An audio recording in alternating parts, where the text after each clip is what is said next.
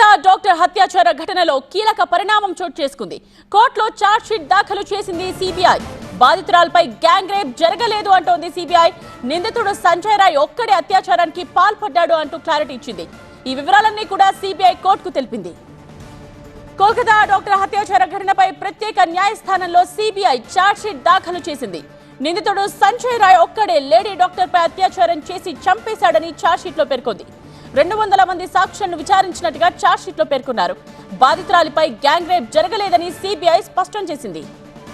Seminar హాల్లో lady doctor విశ్రాంతి తీసుకుంటున్న సమయంలో అఘాయిత్యానికి పాల్పడినట్టు, అత్యాచారం చేసి చంపేసినట్టు నిందితుడు నేరాన్ని అంగీకరించాడని సిబిఐ ఛార్జ్ షీట్లో పేర్కొంది. ఆగస్టు 9వ తేదీన కోల్కతా ఆర్జికర్ ఆసుపత్రిలో లేడీ డాక్టర్పై అత్యాచార ఘటన తీవ్ర కలకలం రేపింది. ఈ ఘటనపై దేశవ్యాప్తంగా ఆందోళనలు చెలరేగాయి.